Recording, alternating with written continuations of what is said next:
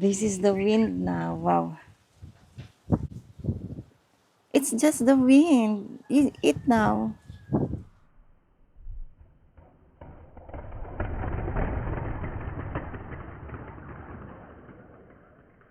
Look, they are all lined up in there.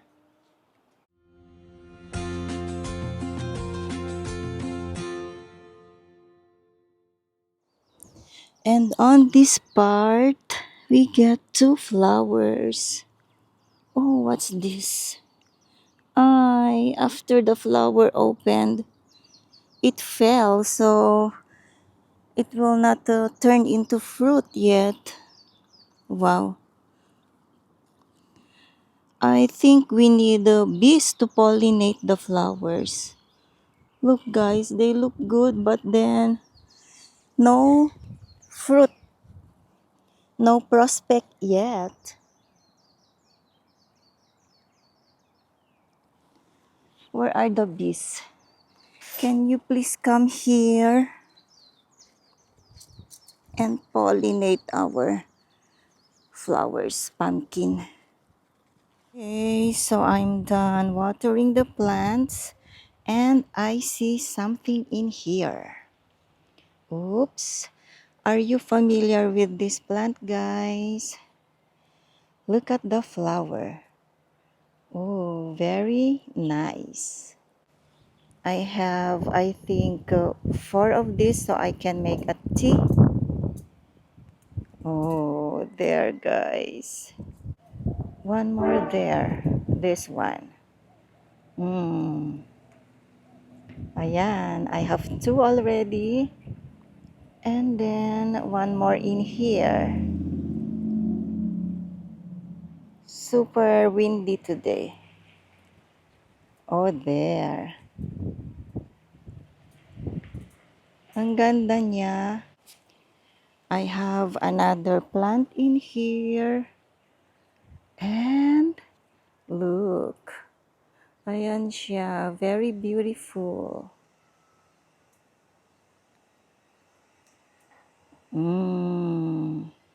Blue butterfly pea. Meron pa dito na small ones. So I will just get them now. I can put ginger, cinnamon, and then maybe I will squeeze calamansi, and then little bit of honey. Okay. I am here in my working table. Working table. I'm trying to make something. I'm not an expert yet, but who knows, this will work.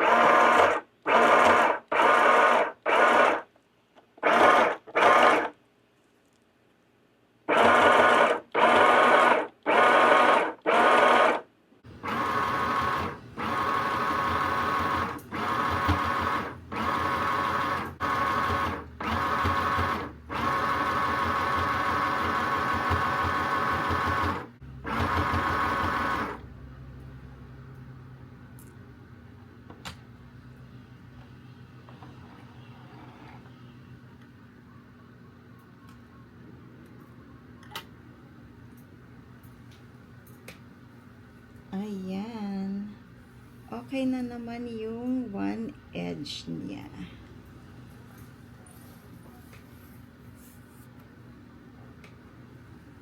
Okay. Ito siya, guys. So, this is my project, guys. It's a cover of our couch. Well, I hope I can make it. And I will show you when it's really done. Hi everyone, I'm here again. It's cooking time, preparing for dinner. So right now I am boiling 2 pieces of extra large potato. Let me check if it's tender already. Oh, still very hard. I think it will take 20 minutes to boil this one. So while waiting, I will prepare the other ingredients. Let's go in there. I have here a can of corned beef. First time that I will be using this brand because when we went to the groceries, I asked for the other one, but then the cashier said 2 months, I think, that they don't have out of stock for that corned beef. And the cashier even choked at us and said maybe they don't no more cow to make corned beef. So first time I will be using this. It's 340 grams of corned beef. I have here garlic salt. I have here all-purpose flour.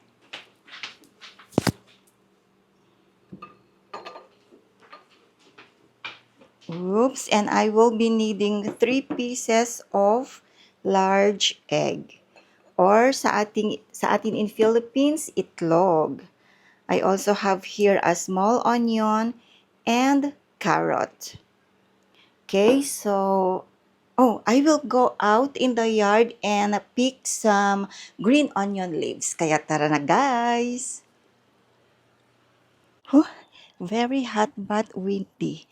So I need to pick some here, green onion leaves.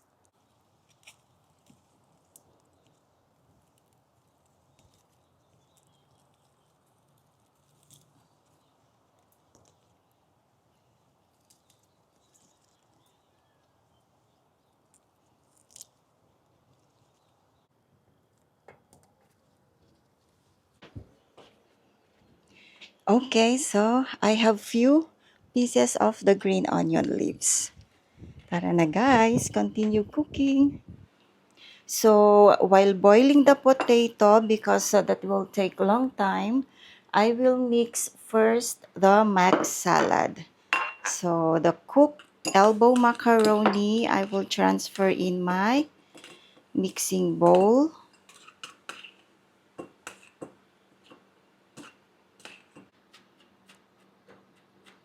I will make the mac salad ahead so that I can chill.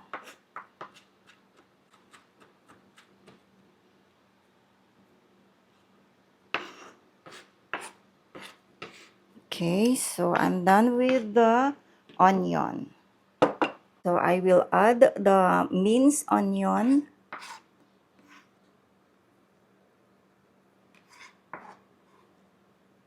Ayan. And then for the carrot, grate.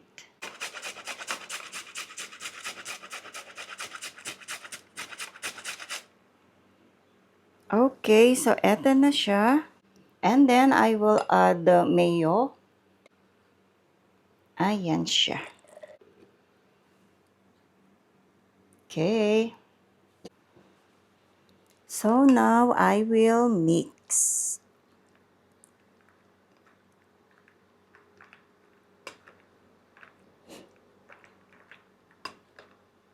Yan, mix-mix lang natin. So, mukhang tamang-tama lang yung nilagay ko na mayonnaise. Okay rin yung nilagay ko na carrot kasi nakikita ko siya. Okay, so next, a little bit of salt. Put some ground pepper. Ito yung gustong-gusto ng asawa ko, madaming ground pepper. Konting apple cider vinegar. Ayan.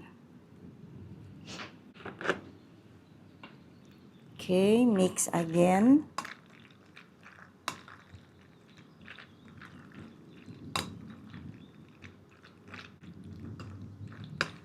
Ayan. So, tapos na siya, guys. Very easy. And I will chill this one while waiting for the potato. I will just add potato later.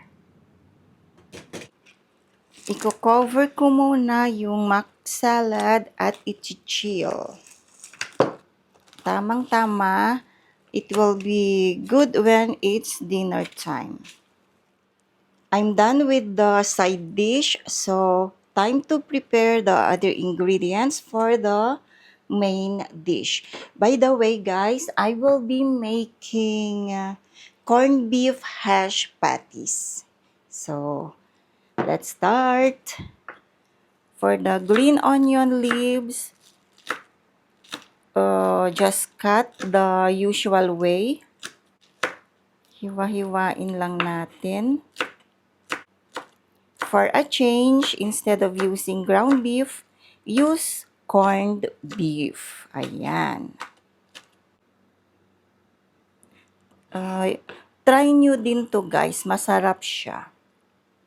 Especially for kids, guarantee magugustuhan nila yung ganito. And then next, I will be needing grated carrot.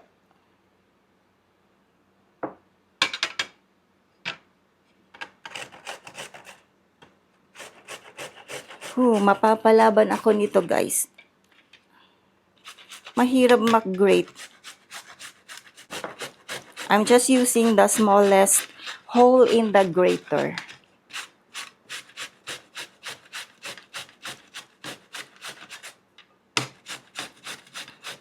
Siya nga pala guys, there is one comment in my video telling me I should just speak in Tagalog or Ilocano since I am Filipino. Maybe he or she find my English grammar bad or poor. But my goal, guys, is to reach as many viewers as I can around the world. That's why I'm trying. I know I'm struggling in speaking English. My grammar not that good, but I will still do what I am doing. I will still continue speaking, talking in English even if it's not good. So that I can reach more people, you can understand me more even though yun nga, very poor yung English or yung grammar ko. So, konting pasensya na lang po if I'm not that good communicating. So, expect I will be talking in English, Tagalog, and little bit of Ilocano. Main thing is you understand me, right? Okay, so I'm done grating carrot. Next is I will mince onion. Ito yung tinatawag natin sa Philippines, sibuyas.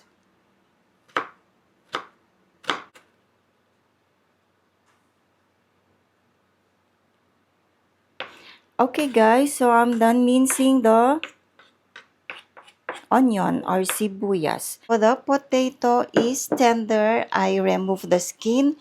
Now it's time to mash. And before I forget guys, one more reason why I'm talking in English or speaking in English instead of just Tagalog and Ilocano is my husband is Englishman. That's why he need to understand what I am talking about in here even if it's wrong grammar. So that's it. I hope whoever that person commenting that I should just talk in Tagalog and Ilocano, now I answered your question. Okay, so it's mashed already. I will show closer look. Buksan natin yung corned beef. Yung baka na nasa loob ng lata. Ayan siya. Can you imagine guys? The cow fits inside the can. Joke. Oops, eto siya. I think I need a spoon or fork.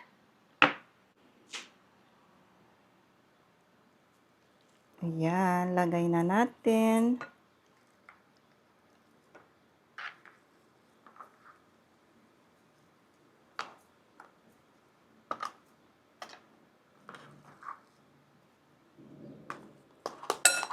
Hala ka. Nahulog siya.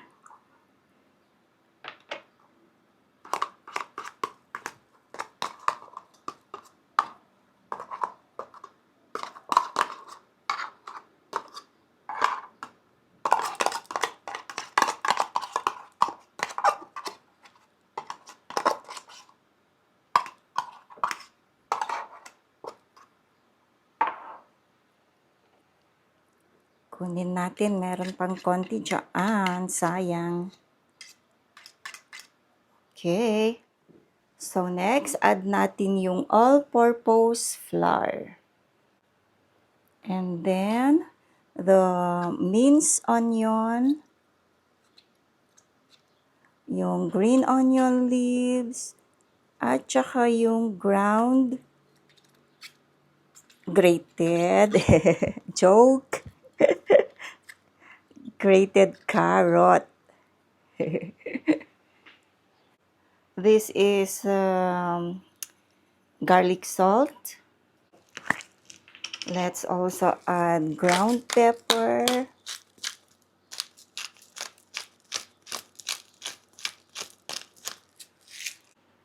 Tabi muna natin, set aside. And I need to crack and beat the egg.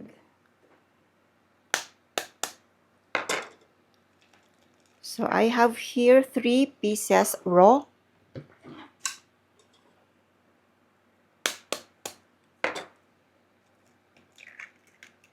Two. Last one. 3. Okay, we need to beat.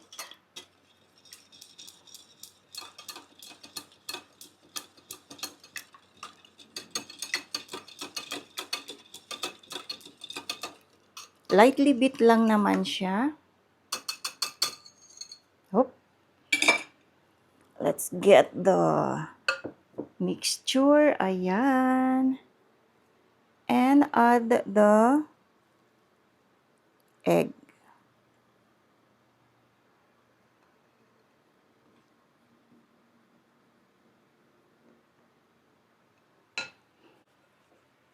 You must try this one, guys.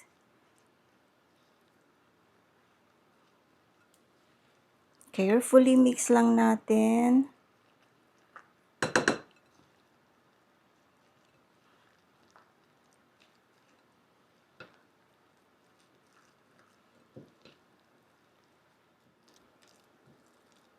Ayan, so okay na. Susunod, magpa-fry. Hinahanap ko to, guys. Nandito na pala siya. Okay, so I will just use little of the oil.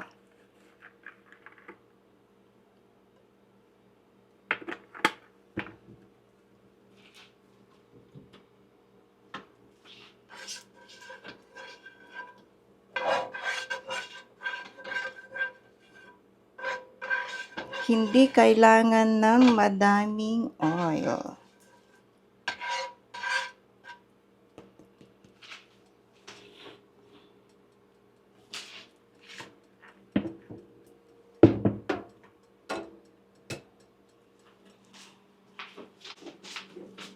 So, dito ko ilalagay yung mga patties. And then, I will be using 1/3 cup. This will be my measurement. So, this mixture, it will maybe, it will be 3 dinners or maybe 2 dinners, and the rest I will freeze. Okay, so let's start. This is 1/3 cup. Konti lang yung oil. And then, lagay na ganon. Tapos, ipa-flatten na parang burger patty. Maglalagay ako ng dalawa para medyo mas mabilis naman.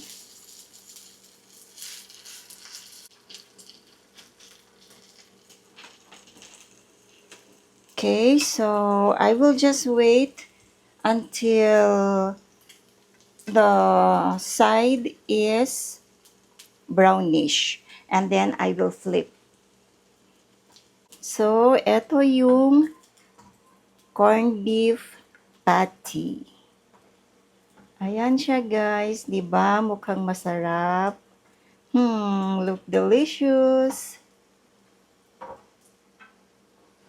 Ayan, so ito transfer ko sa aking tray na lalagyan.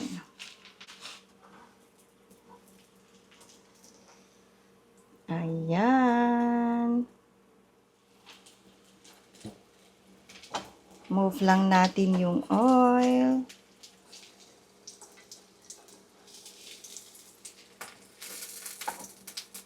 Move din yung patty para hindi masunog.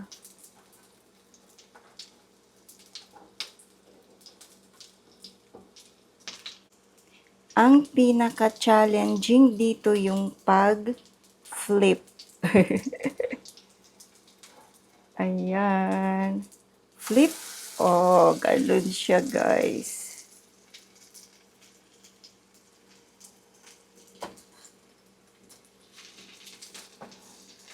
Okay, so for the other one, flip din. Ito. Oops, ayun siya.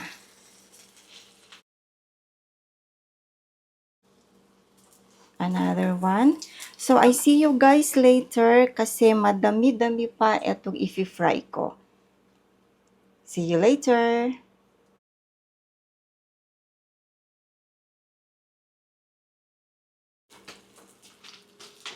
Okay, so I'm finally done. Last piece. Oh, look nice, guys. Ayan. Okay, pwede nang mag-dinner. Ito yung corned beef patty. We also have here lettuce and somebody's favorite mac with potato salad. Ayan. You ready to eat?